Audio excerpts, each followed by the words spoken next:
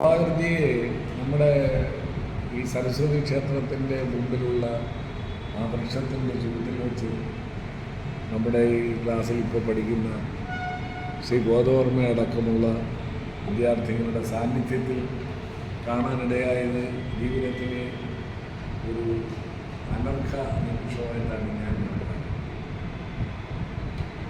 ഒരു പുനഃസമാഗമമായിരുന്നു.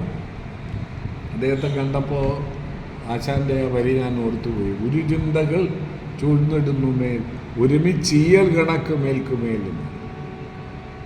ഭൂതകാലത്തിൻ്റെ ആ ചിന്തകൾ ദിവാകർജി ഒരു വിദ്യാർത്ഥിയായി വന്ന്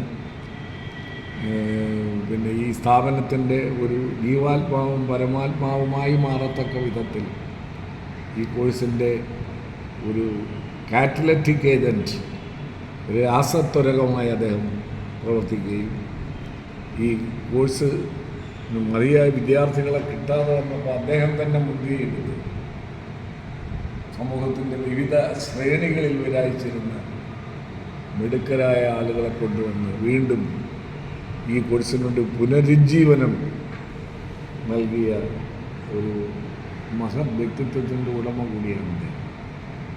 എല്ലാവരെയും സ്നേഹിക്കാൻ മാത്രം അറിയാവുന്ന, വെറുക്കാൻ അറിഞ്ഞുകൂടാത്ത ഒരു വ്യക്തിയാണ് അദ്ദേഹം. പ്രത്യേകിച്ച് ഈ കലയെ, കഥാപ്രസംഗ കലയെ അദ്ദേഹം സ്നേഹിക്കുന്നു. അന്ധമായ സ്നേഹമല്ല, സൃഷ്ടിപരമായ സ്നേഹമാണ്.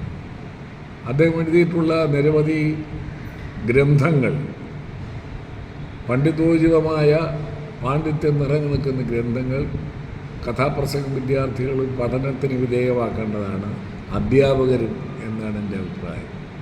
വീണ്ടും അദ്ദേഹത്തെ കാണുവാനും ആ പുനഃസമാഗമത്തിൻ്റെ ഊഷ്മളത എന്താണെന്ന് അറിയുവാനും കഴിഞ്ഞതിൽ വല്ലാത്ത ഒരു അനുഭൂതി രസികതയുണ്ട്.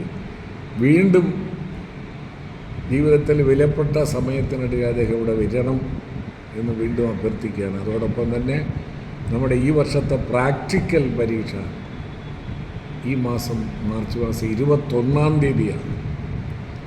ഇതിൻ്റെ കോർഡിനേറ്റർ എന്നുള്ള നിലയിൽ ഞാൻ ആ ദിവസം അദ്ദേഹത്തിൻ്റെ മഹത് സാന്നിധ്യം വിദ്യാർത്ഥികൾക്കും അധ്യാപകർക്കും വേണ്ടി അഭ്യർത്ഥിക്കുന്നു. അദ്ദേഹത്തിൻ്റെ ജീവിതത്തിൽ ഈ അടുത്ത കാലത്തുണ്ടായ തൻ്റെ പ്രിയ സഹോദരൻ്റെ ദുരന്തം, തിരോധാനം, അത് വികാരനിർഭരമായി, എന്നാൽ മരണത്തെപ്പോലും എങ്ങനെയാണ് പണ്ഡിതനായൊരു വ്യക്തി സമീപിക്കേണ്ടത് എന്ന ഒരു ഗൗരവപൂർണമായ നിസ്സംഗതയോടുകൂടി അദ്ദേഹം എന്നോട് വിവരിച്ചപ്പോൾ അദ്ദേഹത്തിൻ്റെ മനസ്സെത്ര പരിപക്വമാണ് എന്ന് എനിക്ക് ബോധ്യമായി.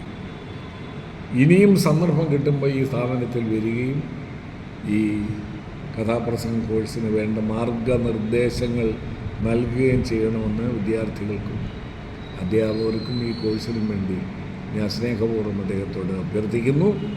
അദ്ദേഹത്തിന് ആയുരാരോഗ്യ സൗഖ്യങ്ങൾ നേരുന്നു.